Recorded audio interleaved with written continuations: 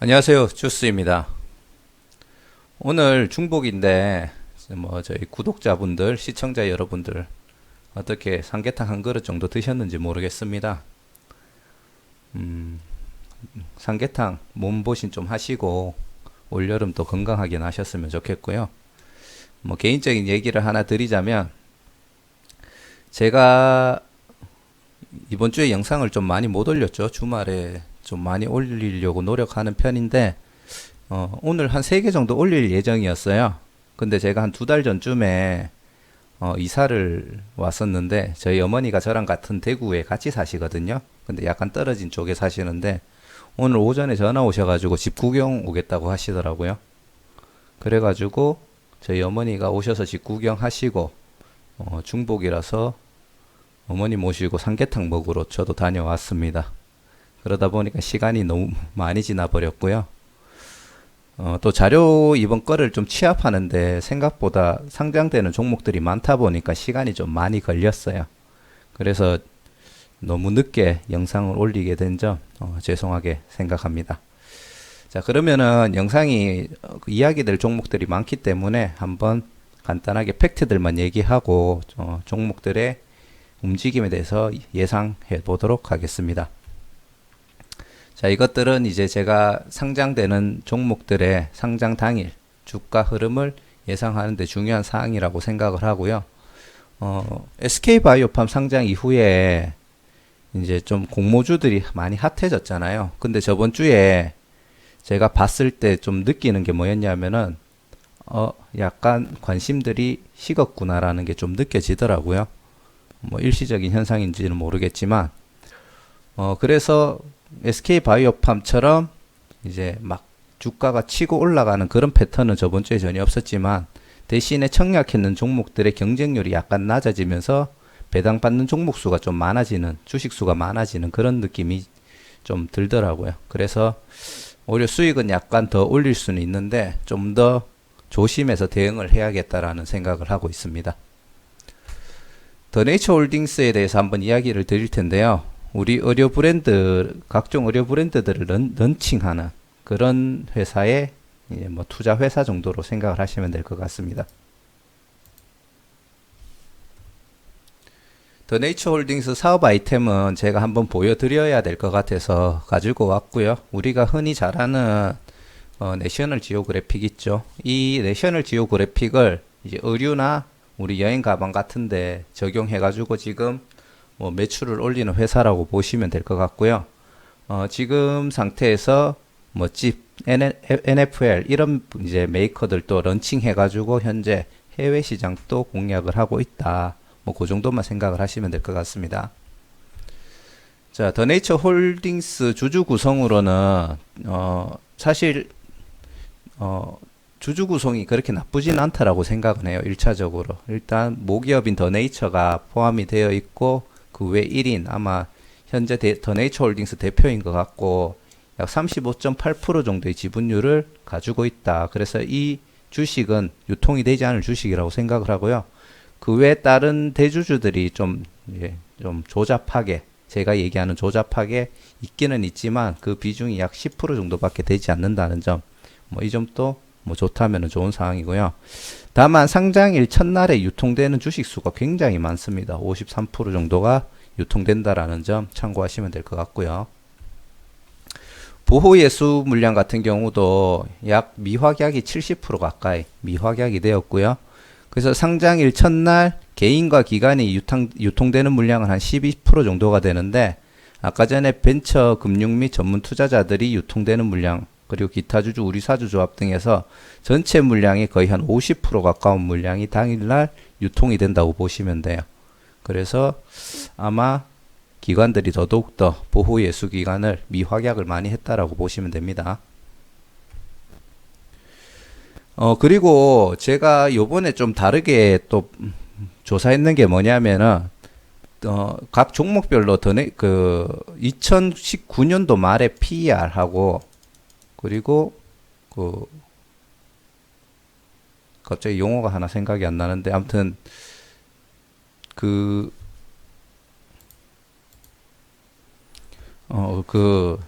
PER이랑 요 잠깐 보여드릴게요. 그 EPS를 곱하면은 그 당시에 적정 주가가 그 당시 기준으로 이제 주가를 계산할 수가 있거든요. 그래서 2019년도 12월 31일 기준으로 PER과 EPS를 곱했을 때 여기 보시면은 2019년 말 예상 주가가 한 5만 원 정도가 잡히더라고요. 근데 우리가 상장하는 종목들 공모가가 이상하게 우연의 일치인지는 모르겠지만 오늘 살펴봤던 종목들이 전부 다 2019년 말 기준에 공모가 밴드 상단이 상단 금액이 포함이 되고요. 그리고 확정 가격도 뭐 이거는 우연일 수는 있겠지만 전부 다 그 가격에 공모가가 확정이 되었습니다. 보시면은 아까 제가 5만 원 얘기 드렸죠. 공모정보에 보시면은 희망 공모 가격이 요 가격으로 잡히더라고요. 아, 공모 확정 가격은 좀 낮게 잡히긴 했네요. 그래서 아마 이 희망 공모 가격이 작년도 기준으로 최종 2019년도 말 그 가격 기준으로 공모가 밴드가 좀 형성되는 게 아닌가라는 생각이 듭니다. 그리고 기간 경쟁률도 굉장히 낮게 잡혔고요. 결론을 먼저 내드리자면은 현재 대주주 구성이 일단 보통으로 잡기는 했는데 이제 그 최대 주주가 모기업이 포함된 35%라서 보통으로 잡았지만 상장일 유통 물량은 좀 비중이 많은 편으로 나쁘게 보고 있고 테마성은 또 그냥 보통 정도로 보고 있습니다. 좋지도 나쁘지도 않은 정도라고 생각을 하고 기관 경쟁률과 개인 경쟁률이 굉장히 낮고 개인적으로 해당 업종에 비해서 시가총액이 굉장히 높은 것 같아요. 이게 현재 공모 확정가가 46,000원인데 3,300억 정도가 현재 전체 시총이 잡힙니다. 근데 2020년 1분기 때 당기 순이익이 한 73억인데 간단하게 4를 곱했을 때 1년에 약 290억 정도의 당기 순이익이 발생을 합니다. 그럼 PER이 거의 12 정도가 나온다고 보면 되는데 11 정도 조금 넘게 나오겠네요. 11 정도가 나온다고 보면 되는데 이 46,000원 자체는 그냥 그래도 적정 가격이라고 저는 판단은 합니다. 나중에 상장돼서 유사 업종들의 평균 PER도 한번 봐야 되겠지만 적정이라고 생각을 하는데 중장기적으로 봤을 때 이 업체가 매출 성장을 더 할 수 있다라면 모르겠지만 일단 그 1분기 기준으로 봤을 때는 이 가격 이상으로 좀 올라가도 크게 성장은 못할 거라고 판단이 됩니다. 그래서 기관 경쟁률 낮은 것도 그렇긴 하지만 제가 판단했을 때는 공모가 대비 시초가가 200%까지는 무조건 못 간다고 저는 판단하고 있고요. 한 150% 이하에서 잡혔다가 뭐 단기적으로 상승을 줄 수는 있겠지만 결국은 흘러내려 가지고 이 공모가 근처까지 일주일 이내에 오지 않을까라고 그렇게 생각을 하고 있습니다. 제 개인적인 생각은 그렇다는 점만 참고하시면 될 것 같고요. 자, M2I 코퍼레이션 같은 경우에는 스마트 팩토리 솔루션, 뭐 쉽게 말해서 이 장비 자동화 장비 같은 걸 할 때 뭔가 이렇게 구동하는 그러기에 대한 뭐 답변을 주는 그런 회사 정도로 저는 이해를 하고 있는데 정확한 분석은 안 해봤습니다. 제가 M2I 코퍼레이션의 영상을 만든 적이 없기 때문에 안 해봤고 미래에셋 대우에서 대표 주관사로 청약을 진행했습니다. 개인 경쟁률은 역시나 좀 낮게 나왔고요. 주주 구성 같은 경우는 굉장히 좀 양호해요. 최대 주주 구성 같은 경우에 이게 그냥 최대 주주라고 되어 있어서 개인인지 기관인지 회사인지 아니면은 몇 명인지는 솔직히 모르겠는데 아무튼 57% 정도가 되어 있고 나머지 보호 예수 물량도 비중이 굉장히 낮은 편입니다. 다만 청약을 하는 물량들이 전체 비중에 비해서 많이 높은 편이고요. 보호 예수 물량 의무 보유 확약 물량이 얼마냐에 따라 쉽게 말해서 M2I 코퍼레이션의 유통 물량의 비중이 좀 많이 좌우가 된다고 보시면 될 것 같습니다. 하지만 보시면은 98%가 미확약으로 끝났죠. 그래서 이걸 계산해 봤을 때 첫날 유통되는 물량은 약 36% 정도가 유통이 된다고 보시면 되고요.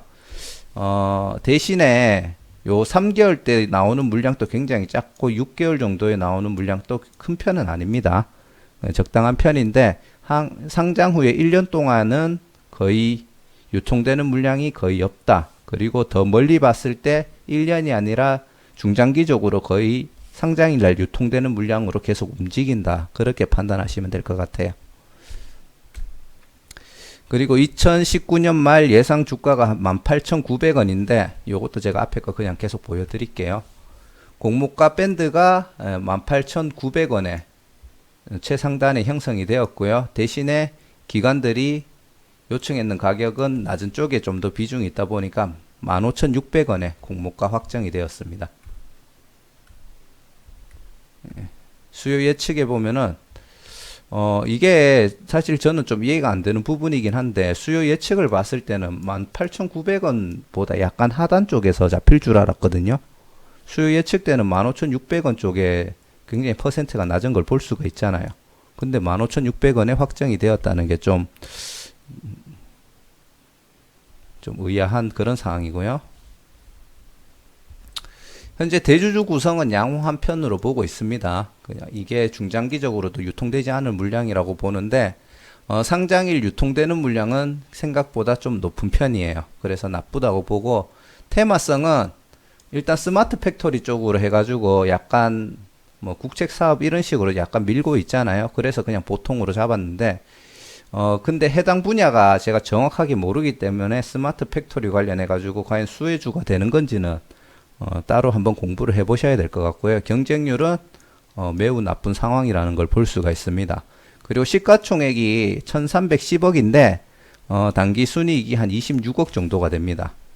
앞에 보시면은 PER이 약 23.6인데 이게 굉장히 높다라고 판단이 되기 때문에 공모가가 하단에 좀 잡힌 걸로 생각이 되고요. 약간 앞에 얘기했던 무슨 종목이었죠? 갑자기 이름이 생각이 안 나네. 더 네이처 홀딩스하고 좀 유사하게 흘러갈 걸로 판단이 되고요. 역시나 공모가 대비 시초가 200%까지는 못 갈 걸로 판단이 되고 150% 제가 한 150, 130% 정도로 생각을 하는데 그 정도에서 시초가가 잡힐 가능성은 좀 있다라고 봅니다. 다만 그 공모가 밴드에서 최하단 금액에 형성이 되었죠. 그러면은 이 금액도 높다라고 사실 그 기관들은 판단할 수 있거든요. 그래서 낮게 잡히더라도 이 종목은 약간 그 상장 당일날 흘러내릴 가능성이 좀 있다라고 생각을 하고요. 약 2만 원 정도 이상으로 잡히더라도 예를 들어 첫날 2만 원 이상 잡히더라도 다시 이 가격으로 저는 돌아올 거라고 생각합니다. 그래서 중장기적으로도 약간 보수적으로 대응하고 상장 첫날 약간 갭을 띄워주거나 뭐 퍼센트가 높게 나오면 빨리 털고 나오시는 걸 개인적으로 추천드립니다. 제가 이 종목을 가지고 있으면 저는 그렇게 할 거라고 얘기를 드리겠는데 일단은 저는 없기 때문에 제가 가지고 있다면 그렇게 할 거라는 걸 얘기 드리는 거예요. 그리고 HMC IB 제4호 스펙은 뭐 설명 따로 드릴 거는 없죠. 인수합병을 위한 페이퍼 컴퍼니고요. 소프트웨어 서비스 산업, 소비재, 제조, 판매 산업, 모바일 산업, 바이오, 의료, 제약 산업, 신재생에너지, 전자, 통신, 뭐 소재 산업, 기타 등등 뭐 거의 모든 산업을 얘기하는 것 같아요. 이 종목들하고 인수합병을 할 예정이고 만약에 내가 생각하는 좋은 사업들하고 인수합병이 될 수도 있겠다라고 생각하시면은 그냥 매매를 하셔가지고 그냥 보유하고 계시면 될 것 같고요. 한 주당 그 예상 지급액이 그 3년 동안 보유했을 때 약 1% 정도로 가정해서 반환했을 때는 2,060원 정도에 이거는 뭐 거의 동일한 것 같더라고요. 그렇게 생각하시면 될 것 같습니다. 크게 스펙주는 사실 언급 안 해도 크게 괜찮을 것 같아요. 그냥 이런 게 상장된다 정도로만 얘기 드리면 될 것 같고요.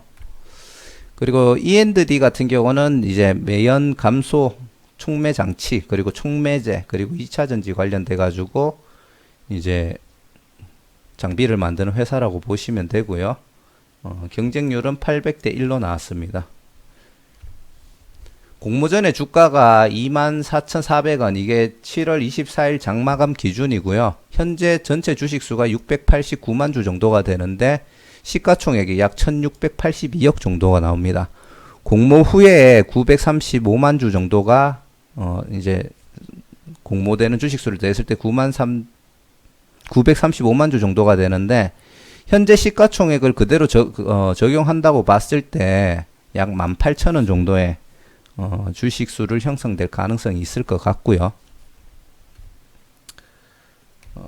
공모 정보를 보시면은 14,400원이죠. 근데 현재 코넥스 가격이 24,400원입니다. 그래서 뭐 이것만 단순하게 봤을 때는 오를 것 같다라는 생각이 들지만, 제가 이전에도 얘기 드렸듯이 코넥스 종목은 2019년도 이후로 상장 후에 흘러내리지 않은 종목이 하나도 없습니다. 제로고요. 그래서 E&D 같은 경우에는 진짜 다른 조건 다 무시하고 이전 상장 종목이기 때문에 무조건 상장일 날 차익을 최대한 수익 실현을 바로 하시는 걸 추천드리고요. 첫날 유통되는 주식 수는 47.29% 정도로 유통되는 주식 수도 많고, 보시면은 미확약 비중이 92%죠. 기관들도 들고 가기는 싫다는 얘기로 보시면 됩니다. 그러니까 던질 확률이 좀 높죠. 2019년 말 예상 주가가 14,400원 정도로 판단이 되고요. PER 15.5%입니다. 아까 얘기 드렸듯이 공모가 밴드 최상단이 14,400원이죠. 이게 희한하게 공모가 밴드 최상단이 2019년도 말 예상 주가가 형성이 되는 경우가 많더라고요. 최상단에 확정이 되었는 걸로 보시면 됩니다. 근데 기간 경쟁률 자체는 좀 높아요. 경쟁률은 1168로 높은데 의무 보유 확약이 약 92% 정도밖에 안 된다. 그래서 대주주 구성이 매우 나쁘고, 결론을 짓자면은 상장되는 날 유통되는 물량도 굉장히 많습니다. 그래서 나쁘다고 보고, 장래적으로 성장할 가능성이나 테마성은 좋은 편으로 보는데 경쟁률이 준수하기는 하지만 코넥스에서 이전 상장하는 종목으로 부정적으로 저는 보고 있고요. 시가총액이 1,300억 정도가 되는데 당기 순이익이 한 29억 정도밖에 안 됩니다. 그래서 PER이 거의 한 13 정도 된다고 보시면 되고요. 이 가격보다 올라갔을 때는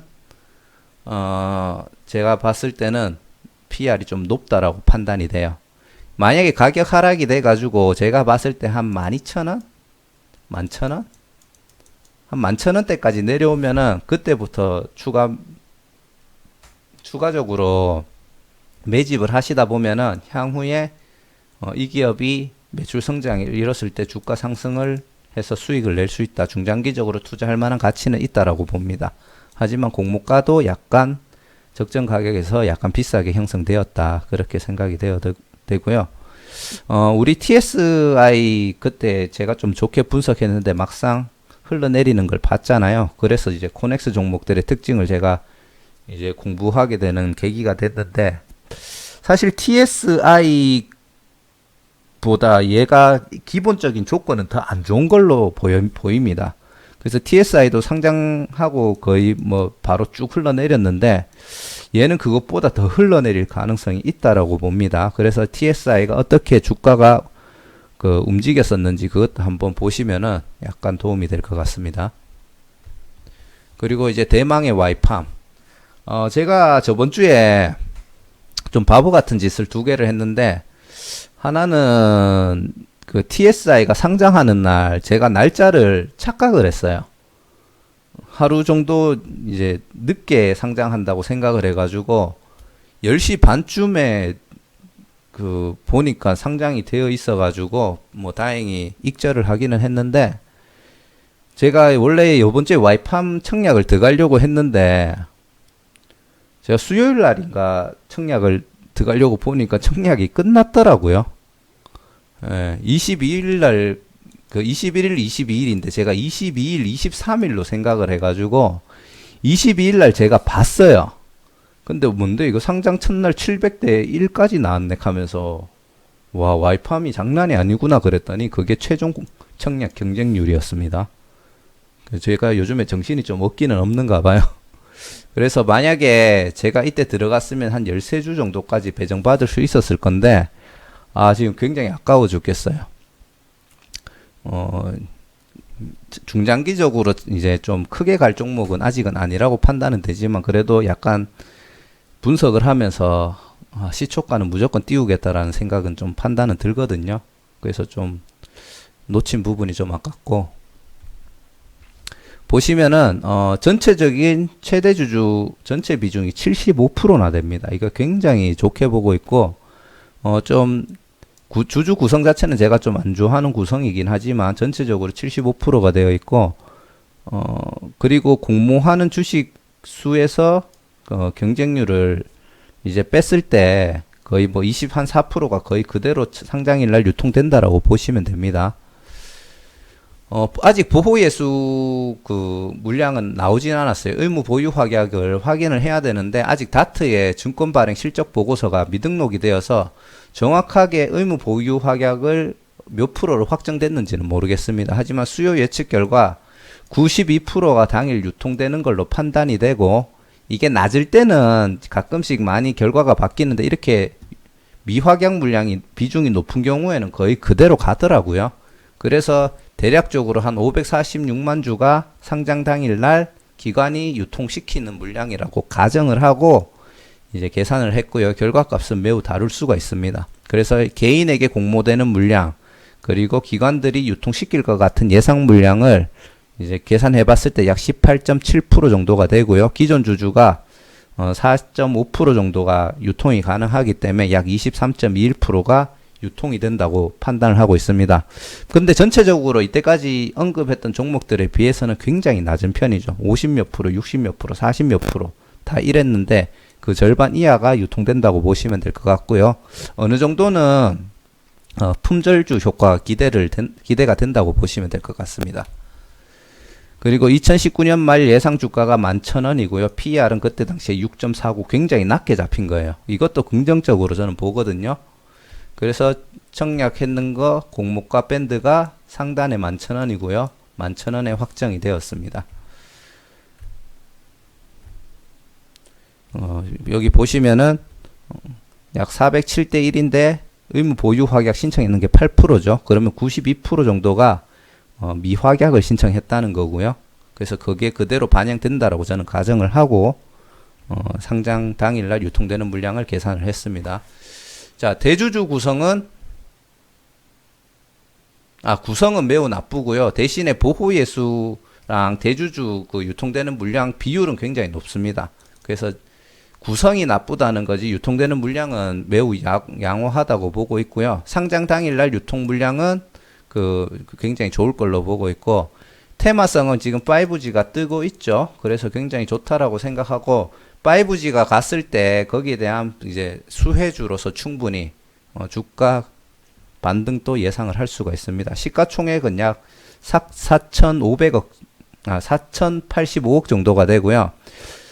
근데 시가총액 대비해 가지고 당기 순이익이 굉장히 낮아요. 25억 정도밖에 안 되고 1년에 한 100억 정도가 되는데 2019년도도 그렇고 2018년도 그렇고 당기 순이익은 굉장히 낮을 걸로 판단이 됩니다. 그래서 이제 제가 결론 내리는 거는 상장 당일날 유통 물량하고 경쟁률은 좀 양호한 편인데 단기 순이익이나 미래 성장성 가능성에 있어서는 조금 애매한 부분은 있어요. 그래서 테마로 봤을 때는 성장 가능성은 있는데 시총 대비 실적이 부진합니다. 그래서 이게 진짜 좀 애매한 상황이에요. 이거를 좋게 보기도 애매하고 나쁘게 보기도 좀 애매한 게 실적이 너무 나빠요. 솔직히 이 정도 시총 정도 되면은 단기 순이익을 제가 봤을 때는 거의 한 500억까지는 생각을 좀 하는 게 저는 좋다라고 보거든요. 그래서 좀 그렇게 보는 편이고, 그래서 상장일 날 시초가가 낮게 잡히면은 이제 시초가 대비 소폭이라도 상승이 나올 수 있을 걸로 생각이 되지만 150%나 200% 사이에 잡혔을 때는 좀 하락이 될 가능성이 좀 있다라고 저는 판단을 합니다. 판단을 내리기 좀 애매한 조건으로 보인다는 점 참고하시고 매수 잔량을 잘 체크하셔서 대응하시는 걸 추천드립니다.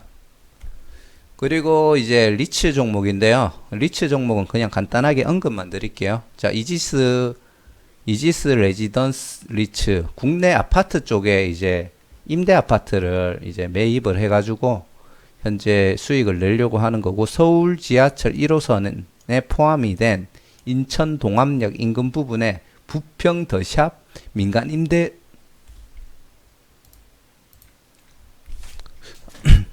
죄송합니다. 부평 더샵 민간 임대주택 3,578세대를 매입을 했고요. 장점은 그 주변 시세보다 30% 정도 싸게 매입을 했답니다. 그래서 현재,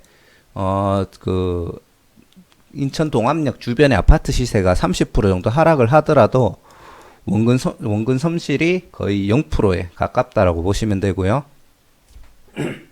그리고 초기 임대 시 주변보다 5% 정도 싸게 임대를 해가지고 현재 공실률이 0%에 가깝다고 보시면 됩니다. 그래서 연배당은 약 5.2%가 목표인 리츠라고 보시면 되고요. 괜찮다고 판단되시면은 상장 당일 매수를 하셔도 될 것 같고요. 그 다음은 미래에셋 맵 제1호 리츠입니다. 미래에셋 맵 같은 경우에는 경기도 수원에 있는 그 광교 쪽의 센트럴 프로지오 시티 주변의 상업시설을 매입을 했고요. 2020년 5월 기준 평가액이 약 2,988억인데 현재 이 가격 대비 93% 수준으로 매입을 했답니다. 그래서 그냥 계산을 해보니까 한 2,770억 정도에 매입을 했다라고 보시면 될 것 같고요. 지금 미래에셋 맵스 제1호 리츠가 가지고 있는 그 상업시설의 전체를 GS 리테일이 임차를 이미 했답니다. 그래서 공실률이 0%고요. 2015년 9월 4일부터 2035년 향후 15년 동안 현재 계약이 되어 있습니다. 그리고 2015년 9월 4일부터 해가지고 매년 2%씩 임대료를 증가를 시킬 수 있고요. 그러면 수익률이 2%씩 매년 증가가 된다라는 얘기겠죠. 그리고 2030년도 9월 달부터 해서는 매년 1%씩 임대료가 증가를 할 예정입니다. 그래서 이것만 봤을 때는 임대료가 2%씩 그것도 복리로 증가가 된다라고 하면은 굉장히 좋은 상품이 아닌가라는 생각이 좀 들고요. 개인적으로 생각하기에는 그러면은 이 종목은 상장하고 성장할 수도 있겠다. 주가가 올라갈 수도 있겠다라는 판단이 좀 듭니다. 지금 매입했는 가격보다 평가액이 지금 올라가 있죠. 한 7% 정도 성장을 해놨고 부동산이 크게 무너지지 않는 이상 이거는 꾸준하게 평가 금액이 올라갈 걸로 판단이 되고요. 무엇보다 임대료가 2%씩 그것도 향후 10년 동안 증가되고 10년 후에는 1%씩 계속 증가할 예정이라고 하면은 이게 복리이자라는 개념이 될 수 있잖아요. 그러면 현재 주가에서 사람들이 그 기대치 때문에 좀 매수를 하려고 하는 매수세가 있을 거고 그러면 리츠 주가도 상승이 될 가능성이 좀 있다라고 봅니다. 그리고 연배당은 평균적으로 6% 이상을 지금 예상을 하고요. 그리고 오타네요. 상장 직후에는 7% 정도의 수익률을 예상을 하고 있습니다. 그래서 단순하게 리츠 두 개만 비교했을 때는 개인적인 판단이긴 하지만 이지스 레지던스 리츠보다는 미래에셋 맵스 제1호 리츠가 좀 더 양호하지 않나라고 생각을 합니다. 그리고 상장일 날 누누이 얘기하지만 매수 잔량 계속 체크하시고요. 더 네이처 홀딩스는 상장 당일 날 유통되는 주식 수가 350만 주 정도, M2 하이 코퍼레이션은 320만 주, E&D는 650만 주, 와이팜은 860만 주 정도가 예상이 됩니다. 와이팜은 예상인 거고요. 자, 이상 제가 이번 주 상장하는 종목들에 대해서 간단하게 자료 정리해서 이야기를 해드렸고요. 원하시는 정보들이 다 들어가 있는지는 모르겠습니다. 상장일 날 저처럼 어리버리하게 날짜 착각해가지고 매도 타이밍을 놓치시는 일은 없으시길 바라시고요. 최대한 수익을 극대화할 수 있었으면 좋겠습니다. 요즘에 약간 공모주에 대한 유동성이 좀 많이 줄었는 것 같아요. 그래서 좀 상장 직후에 바로 하락하는 그런 패턴들이 많이 보이기 때문에 특히 날짜 놓치시면은 수익을 많이 날릴 수가 있을 것 같습니다. 특히 이번 주에 올라오는 종목들 상장 당일날 유통되는 물량 비중이 굉장히 높다라는 걸 계속 얘기 드렸죠. 그렇기 때문에 날짜 꼭 놓치지 않으시길 바랍니다. 자, 영상이 좀 도움이 됐으면 좋겠고요.